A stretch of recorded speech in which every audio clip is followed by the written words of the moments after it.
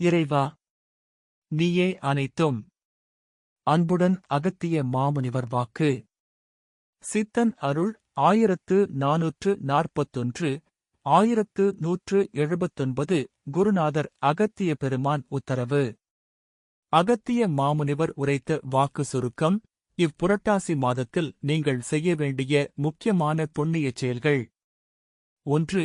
இராமேஸ்வரத்தில் முன்னோர்களுக்கு தர்ப்பணம் செய்வது சிறப்பு. 2. கங்கை, காவேரி, தாமிரபரணி, நர்மதா, கோதாவரி போன்ற புண்ணிய நதிகளில் நீராட வேண்டும். 3. கோமாதாக்களுக்கு அகத்திக்கீரை வாயில்லா ஜீவராசிகளுக்கு உணவளிப்பது. ஏதாவது அவர்களுக்கு உணவளித்து வந்தால் ஆன்மாக்கள் அமைதி பெறும்.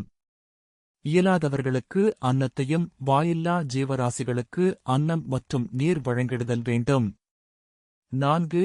குருநாதர் வாக்கின்படி புரட்டாசி பௌர்ணமி மறுநாள் பிரதமை திதி ஆரம்பிக்கும் தேய்பிறையில் தொடங்கி மகாளய அமாவாசை முடிந்து அடுத்து வரும் வளர்ப்பிறையில் திருதியை 3ஆம் பிறை வரை 18 நாட்கள் குருநாதர் சொல்லிய இராமேஸ்வரத்தில் முன்னோர்களுக்கு தர்ப்பணம், புண்ணிய நதிகளில் நீராட வேண்டும்.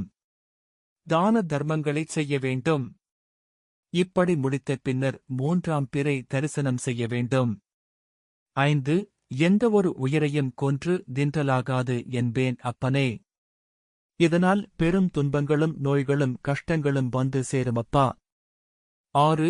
காக்கும் கடவுள் பெருமான் விஷ்ணு ஆன்மாக்களை முக்தி பெற செய்வார்கள். நம் உடலில் சேராதபடி நம் முன்னோர்களுக்கு முக்தியை அளிக்க பெருமான் உதவி செய்வர். எனவே புரட்டாசி மதம் முழுவதும் பெருமாளை நல்படியாக வணங்கி வரவேண்டும். 7. புரட்டாசி விரதம் இருக்கும் முறை. உண்ணாமல் இருப்பது விரதம் இல்லை. முதலில் வாய் பேசாமல் இருத்தலே முதல் வகையான விரதம். இதனால் இல்லத்திலே இருந்து கொண்டு சரியாகவே அதிகமாக பேசலாகாது. மௌனத்தை கடைபிடிக்க வேண்டும். கோபமும் கொள்ளக்கூடாது. அதனுடனே காமத்தை விட்டு ஒழிக்க வேண்டும். இதுதான் விரதம். மற்றவை எல்லாம் விரதம் ஆகாது. 8. முன்னோர்கள் அணுக்களை வாயில்லா ஜீவராசிகள் அதிகப்படியாக ஈர்த்துக் கொள்ளும்.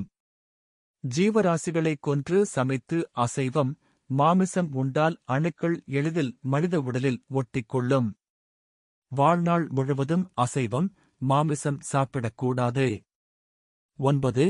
புரட்டாசி மாதம் நீங்கள் குருநாதர் கூறியவற்றை அப்படியே கடைபிடித்து வந்தால் இறைவனை குருநாதர் உங்களுக்கு காட்டுவார்கள் என்று உரைத்துள்ளார்கள். 10. புரட்டாசி அமாவாசை தினத்தன்று முன்னோர்களையும் குலதெய்வத்தையும் வணங்கி அன்றைய தினமும் இயலாதவர்களுக்கும் ஏழை எளியோர்களுக்கும் அன்னதானமும் கோமாதாவிற்கும் உணவும் இனிப்புகளையும் பரிமாறி தர்மங்கள் செய்திடல் வேண்டும்.